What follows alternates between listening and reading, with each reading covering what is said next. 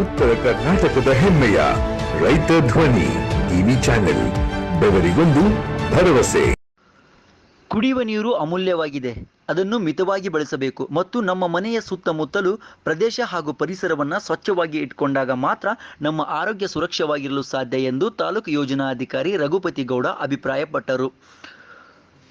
ಬ್ಯಾಡಗಿ ಮತಕ್ಷೇತ್ರದ ರಾಣೆಬೆನ್ನೂರು ತಾಲೂಕಿನ ದೇವರಗುಡ್ಡ ಗ್ರಾಮದಲ್ಲಿ ಶ್ರೀ ಕ್ಷೇತ್ರ ಧರ್ಮಸ್ಥಳ ಗ್ರಾಮಾಭಿವೃದ್ಧಿ ಬಿಸಿ ಟ್ರಸ್ಟ್ ವತಿಯಿಂದ ಹೊನ್ನತ್ತಿ ವಲಯದ ಕಾರ್ಯಕ್ಷೇತ್ರದ ಮೂಲಕ ನೀರಿನ ಹಿತಮಿತ ಬಳಕೆ ಮತ್ತು ಶಿಕ್ಷಣ ಹಾಗೂ ಸ್ವಚ್ಛತೆಯ ಬಗ್ಗೆ ಜಾಗೃತಿ ಬೀದಿ ನಾಟಕದ ಕಾರ್ಯಕ್ರಮವನ್ನು ಉದ್ಘಾಟಿಸಿ ಮಾತನಾಡಿದ ಅವರು, ಪ್ರತಿ ಜೀವಿಗೂ ಬದುಕಲು ನೀರು ಬೇಕು. ಹೀಗಾಗಿ ಜಲಮೂಲಗಳ ರಕ್ಷಣೆ ಮಾಡುವುದು ಹಾಗೂ ನೀರು ಪೋಲು ಆಗದಂತೆ ನೋಡಿಕೊಳ್ಳುವುದು ನಮ್ಮೆಲ್ಲರ ಕರ್ತವ್ಯ ಎಂದರು.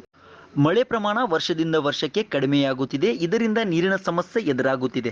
ಭೂಮಿಯ ಮೇಲೆ ಲಭ್ಯವಿರುವ ನೀರಿನ ಪ್ರಮಾಣದಲ್ಲಿ 3% ಮಾತ್ರ ಕುಡಿಯುವುದಕ್ಕೆ ಯೋಗ್ಯವಾಗಿದೆ. ಹೀಗಾಗಿ ನೀರನ್ನು ಮಿತವಾಗಿ ಬಳಸಬೇಕು.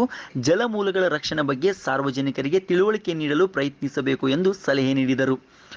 ಶ್ರೀ ಗಾನಯೋಗಿ ಕಲಾ ತಂಡದ ಅಧ್ಯಕ್ಷ ವೀರಭದ್ರಗೌಡ ಹೊಮ್ಮೆರೆಡ್ಡಿ ಮಾತನಾಡಿ, ಅರಣ್ಯ ನಾಶದಿಂದ ಮಳೆ ಕಡಿಮೆಯಾಗುತ್ತಿದೆ. ಗಿಡ ಮರಗಳನ್ನು ಕಡಿಯುವವರ ಸಂಖ್ಯೆ ಹೆಚ್ಚಾಗುತ್ತಿದೆ.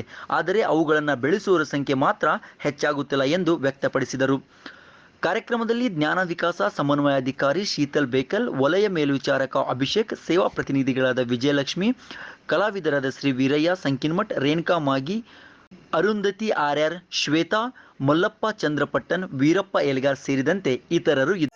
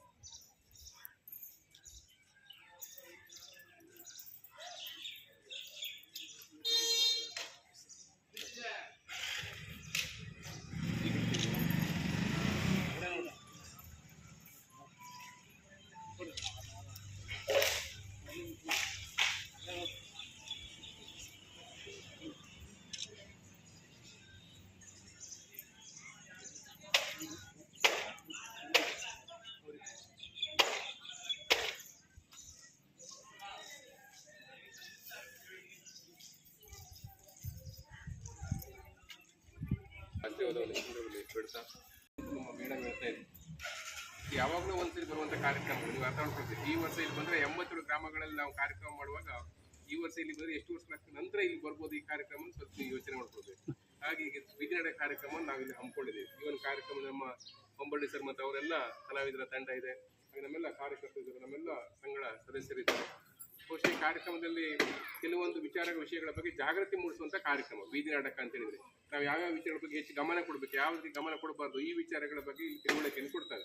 ಯಾಕೆ ಹೇಳಿದರೆ ಇವತ್ತು ಬೇಕಷ್ಟು ಮಾಧ್ಯಮಗಳಿದೆ, ಟಿವಿ ಮೂಲಕ ಇದೆ, ಫೋನ್ ಮೂಲಕ ಇದೆ, ಪತ್ರಿಕೆ ಮೂಲಕ ಇದೆ, ಬೇರೆ ಬೇರೆ ರೀತಿ ಮಾಧ್ಯಮಗಳಿದೆ. ಆದರೂ ಕೂಡ ನಮ್ಮ ಭಾರತ ದೇಶದಲ್ಲಿ ನಾವು ಗೊತ್ತಿದ್ದು ಭಾಳಷ್ಟು ತಪ್ಪುಗಳನ್ನು ದಿನ ದಿನ ಮಾಡ್ತಾ ಇರುವಂಥ ಉದ್ದೇಶದಲ್ಲಿ ಪುನಃ ಮನೆ ಬಾಗಿಲಲ್ಲಿ ಬೀದಿ ನಾಟಕದ ಮೂಲಕ ಆ್ಯಕ್ಷನ್ ಮಾಡುವ ಮೂಲಕ ಮತ್ತೆ ಜನರಿಗೆ ತಿಳುವಳಿಕೆ ಕೊಡಬೇಕು ಅನ್ನುವಂಥ ಒಂದು ಉದ್ದೇಶವನ್ನು ಸಂಸ್ಥೆ ಹೊಂದಿದೆ. ಅದು ಸ್ವಲ್ಪ ನಾವು ಅರ್ಥ ಮಾಡ್ಕೊಳ್ಬೇಕು. ಯಾಕೆ ಹೇಳಿದರೆ ನಾನು ಈಗ ಇವರಲ್ಲಿ ಹೇಳ್ತಾ ಇದ್ದೆ, ನಿನ್ನೆ ನಾನು ನೋಡ್ತಾ 162 ನಮ್ಮ ಹಾವೇರಿ ಜಿಲ್ಲೆಯಲ್ಲಿ ಡೆಂಗ್ಯೂ ಕೇಸ್ಗಳು ಪತ್ತೆಯಾಗಿದೆ. ಇವತ್ತು ಯೋಚನೆ ಮಾಡಿ, ನಮ್ಮ ಇನ್ನೂ ಒಂದು ರೀತಿ ಬೇಜವಾಬ್ದಾರಿ ಸೋಮಾರಿತನದಿಂದ ಇವತ್ತು ನಮ್ಮ ಗ್ರಾಮದಲ್ಲಿ ಡೆಂಗ್ಯೂಗಳು ಜಾಸ್ತಿ ಆಗ್ತಿದೆ. ಅಂದರೆ ಮೊನ್ನೆ ಒಂದು ಗ್ರಾಮಕ್ಕೂ ಇದೆ, ಸುಮಾರು ಆ ಗ್ರಾಮದಲ್ಲಿ 31 ಜನರಿಗೆ ಡೆಂಗ್ಯೂ ಬಂದಿದೆ. ಅವಾಗ ನಮ್ಗೆ ಭಾಳ ಬೇಜಾರಾಯಿತು. ಯಾಕೆ ಹೇಳಿದ್ರೆ ಇರುವಂಥ ನಮ್ಮ ಕಾರ್ಯಕರ್ತರೆಲ್ಲ ತುಂಬ ಕೆಲಸ ಮಾಡ್ತಾರೆ. ನಮ್ಮ ಆಶಾ ಕಾರ್ಯಕರ್ತರು ಇರ್ಬೋದು, ಹೆಲ್ತ್ ಡಿಪಾರ್ಟ್ಮೆಂಟ್ ಎಲ್ಲ ಕೆಲಸ ಮಾಡ್ತಾರೆ. ಯಾಕೆ ಹೇಳಿದ್ರೆ ಅವರಿಗೆ ಒತ್ತಡಗಳು, ನಮಗೂ ಕೂಡ ಸಮಸ್ಯೆಗಳಾಗ್ತದೆ. ಯಾಕೆ ಹೇಳಿದರೆ ತುಂಬ ತೀವ್ರ ಸಮಸ್ಯೆಗಳಾದಾಗ ದೊಡ್ಡ ಆಸ್ಪತ್ರೆಗಳಿಗೆ ಕರ್ಕೊಂಡು ಹೋಗಬೇಕಾಗ್ತದೆ. ಡೆಂಗ್ಯೂ ಆದಾಗ ಭಾಳ ಸೀರಿಯಸ್ ಆಗ್ತದೆ. ಮೊನ್ನೆ ನಮ್ಮ ಚಿಕ್ಕಪ್ಪನ ಮಗನಿಗೆ ಡೆಂಗ್ಯೂ ಆಗಿತ್ತು. ಯಾವಾಗ ಕೇಳಿದ್ರೆ ಬ್ಲಡ್ ವಾಮಿಟ್ ಶುರು ಹೋಗ್ಬಿಟ್ಟಿದೆ. ಆಕ್ಷನ್ ಏನು ಮಾಡಂಗಿಲ್ಲ, ಯಾವ ಆಸ್ಪತ್ರೆಗೆ ಕರ್ಕೊಂಡು ಒಳಗೆ ತಗೊಳಂಗಿಲ್ಲ. ಲಾಸ್ಟ್ ಆಗಿ ನೇರವಾಗಿ ಅವರು ಮಣಿಪಾಲ್ ಆಸ್ಪತ್ರೆಗೆ ಹೋಗಿದ್ರು. ಈಗ ಮಣಿಪಾಲ್ ಆಸ್ಪತ್ರೆಗೆ 5-6 ದಿನ ಆಯಿತು. ಸ್ವಲ್ಪ ದಿನ ಅರ್ಥ ಮಾಡ್ಕೊಳ್ಬೇಕು. ಯಾಕೆ ಹೇಳಿದ್ರೆ ಕಾಯಿಲೆಗಳು ಮತ್ತು ನಾವು ಕೆಲವೊಂದು ರೈತರ ಜೀವನದಲ್ಲಿ ಕೆಲವೊಂದು ಮಿತವ್ಯಯಗಳನ್ನು ಸಾಧಿಸೋದು ಹೇಗೆ ಅಂತ ಹೇಳುವಂಥದ್ದು. ಇವತ್ತು ನೋಡಿ, ಈಗ ನೀರಿನ ಬಗ್ಗೆ ಮಾಹಿತಿಯನ್ನು ಕೊಡಬೇಕು ಅಂತ, ನೀರನ್ನು ಬಹಳ ಮಿತವಾಗಿ ಬಳಕೆ ಮಾಡಬೇಕು ಅಂತೇಳಿ ನೀವು ಕೆಲವೊಂದು ಕಡೆ ಯೋಚನೆ ಮಾಡ್ತೀನಿ. ನಾನೇ ಬರ್ತಾ ಹೋಗ್ತಾ ಇರ್ತೀನಿ, ನೋಡ್ತೀನಿ ನಿಮ್ಮ ಮೋಣಿಯಲ್ಲಿ ನೀರು ಬಿಟ್ಟು ಬಿಡ್ಕೊಂಡು ಬರ್ತಾ ಇರ್ತದೆ, ಹೋಗ್ತಾ ಇರ್ತದೆ. ಹಣ್ಣ ಹೋದಂಗೆ ಹೋಗಿ ನೀರು ಹೋಗ್ತಾನೆ ಇರ್ತದೆ. ನೀರಿನ ಬಗ್ಗೆ ನಾವು ಹೆಚ್ಚು ಗಮನ ಕೊಡ್ತೀವಿ. ನೀರು ಎಷ್ಟು ಮುಖ್ಯ, ಯಾಕೆಂದರೆ ಪ್ರಥಮ ಆಹಾರ ಮನುಷ್ಯನಿಗೆ ಇರುವಂಥ ಹುಟ್ಟಿದ ನಂತರ ಅವನಿಗೆ ಗಾಳಿ ಆಮ್ಲಜನಕ ಎಷ್ಟು ಆಹಾರವೋ, ಎರಡನೇ ಆಹಾರವಾಗಿ ನೀರು ಬಹಳ ಮುಖ್ಯ ಮನುಷ್ಯನಿಗೆ. ಅದನ್ನು ನಾವು ಬಹಳ ಒಳ್ಳೆ ರೀತಿಯಿಂದ ಬಳಕೆ ಮಾಡಿದ್ರೆ ಮುಂದಿನ ದಿನಗಳಲ್ಲಿ ಏನಾಗ್ತದೆ ಕೇಳಿದ್ರೆ, ನಾವು ಕೆಲವೊಂದು ಕಡೆ ಯೋಚನೆ ಮಾಡ್ತೀವಿ. ಇಲ್ಲಿಂದ ಬಳ್ಳಾರಿ ಪಾಸ್ ಆದಮೇಲೆ ಬಳ್ಳಾರಿಯಿಂದ ಶುರು ಮತ್ತೆ ಹೊಸಪೇಟೆ ಕೂಡ ಇದೆ ಅಂತ ಕಾಣ್ತದೆ. ಅಲ್ಲೆಲ್ಲ ಏನು ಕೇಳಿದ್ರೆ ನೀರು ಅಂತ 2 ರೂಪಾಯಿ ಪ್ಯಾಕೆಟ್ ನೀರನ್ನ ಕೊಟ್ಟೆ ಪ್ಯಾಕೆಟ್ ಇಟ್ಕೊಂಡು ಹೊರಡುವಂಥ ಕೆಲಸಗಳು. ಯಾಕೆಂದರೆ ನಾವು ಆ ಭಾಗ ಕೆಲಸವನ್ನು ನೋಡ್ತಾ ಇದ್ವಿ. ಇಲ್ಲಿ ನಮ್ಮ ಮಕ್ಕಳು ಮೊಮ್ಮಕ್ಕಳ ಕಾಲ ಹೆಂಗೆ ಬರುವಂಥ ನೀವು ಯೋಚನೆ ಮಾಡ್ಕೊಳ್ಳಿ. ಫೆಡರಲ್ ಬ್ಯಾಂಕ್ ಇದೆ, ನೀರಿನ ಬ್ಯಾಂಕ್ ಶುರು ಆಗ್ಬೋದು. ನಾನು ಮೊನ್ನೆ ಒಬ್ಬರಲ್ಲಿ ಮಾಡ್ತಾ ಇದ್ದೆ.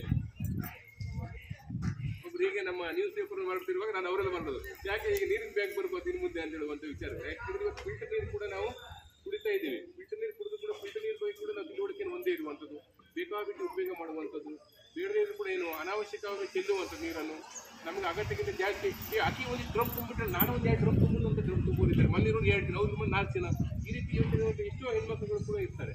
ಅಂದರೆ ಆ ಯೋಚನೆ ಮಾಡಬೇಕು. ನಮಗೆ ಎಷ್ಟು ನೀರು ಬೇಕು ಅಷ್ಟು ನಾವು ಸಂಗ್ರಹಣೆ ಮಾಡ್ತೀವಿ. ಆ ಉಳಿದ ನೀರನ್ನು ಮತ್ತೊಬ್ಬರು ಸಂಗ್ರಹಣೆ ಮಾಡ್ತಾರೆ. ಅದ್ರ ಜೊತೆಗೆ ನಾವು ಹೇಳಿದ್ರೆ ಮುಂದಿನ ನಮ್ಮ ಮಕ್ಕಳು ಮರಿ ಏನಾಗ್ತದೆ, ನೀರನ್ನು ಕುಡಿಬೋದು, ಉಳಿಸ್ಕೊಳ್ಬೋದು, ಅವರು ಕೂಡ ಜೀವನ ಮಾಡಲಿಕ್ಕೆ ಅವಕಾಶಗಳಿದೆ. ಹಾಗಾಗಿ ಈ ಒಂದು ವಿಚಾರಗಳನ್ನು ತಿಳುವಳಿಕೆಯನ್ನು ಕೊಡ್ತಾರೆ. ಯಾಕೆ ನಾವು ಹೆಚ್ಚು ವಿಷಯಗಳನ್ನು ಮಾಡೋದ್ರ ಬದಲಾಗಿ ನಮ್ಮ ಕಲಾವಿದರ ತಂಡದ ಮೂಲಕ ಸರಿಯಾದ ಒಂದು ಮಾಹಿತಿ ತಿಳುವಳಿಕೆಗಳು ಹೋಗ್ತದೆ. ಹಾಗೂ ಈ ವಿಷಯಗಳನ್ನು ಒಳ್ಳೆ ರೀತಿಯಿಂದ ತಾವು ಸ್ವೀಕಾರ ಮಾಡಿ ಈ ಕಾರ್ಯಕ್ರಮಗಳು ದೇವರು ನಿಮಗೆ ಇವತ್ತು ಕೊಟ್ಟಿದ್ದಾನೆ. ನಮ್ಮ ಕಲಾವಿದರ ಮೂಲಕ ಒಳ್ಳೆಯ ಮಾಹಿತಿ ಕೊಡ್ತಾರೆ ಅಂತ ಹೇಳುವಂಥ ವಿಚಾರಗಳನ್ನು ಹೇಳ್ತಾ ಈ ಒಂದು ಕಾರ್ಯಕ್ರಮವನ್ನು ಒಳ್ಳೆ ರೀತಿಯಿಂದ ನಮ್ಮ ಕಳೆದ ವರ್ಷ ಕೂಡ ಹಿಂದಿನ 2 ವರ್ಷ ಹಿಂದೆ ಭಾಳ ಚೆನ್ನಾಗಿ ನಮ್ಮ ಕಾರ್ಯಕ್ರಮಗಳನ್ನು ಮಾಡಿದ್ದೆ. ಮಲ್ಲೇಶ್ವರಮೆಲ್ಲ ನೋಡಿದ್ದೆ. ಹಾಗಾಗಿ ಹಾಗಾಗಿ ಈ ವರ್ಷ ಕೂಡ ಚೆನ್ನಾಗಿ ನಮ್ಮ ತಾಲೂಕಿನ ಕಾರ್ಯಕ್ರಮ 2 ಕಾರ್ಯಕ್ರಮಗಳಾಗ್ತಾ ಇದೆ. ಆ ಒಂದು ಕಾರ್ಯಕ್ರಮ ನೀವೆಲ್ಲರೂ ಕೂಡ ನಮ್ಮೆಲ್ಲರ ಕಾರ್ಯಕ್ರಮದಲ್ಲಿ ಭಾಗವಹಿಸಿ ಎಲ್ಲರೂ ಕೂಡ ಒಳ್ಳೆ ರೀತಿಯ ಕಾರ್ಯಕ್ರಮ ಸ್ವೀಕಾರ ಮಾಡಿ ಹೇಳ್ತಾರೆ. ನನ್ನ ಮಾತನ್ನ ಅವರು ಕಾರ್ಯಕ್ರಮ ಅವರೇ ಮಾಡಬೇಕು.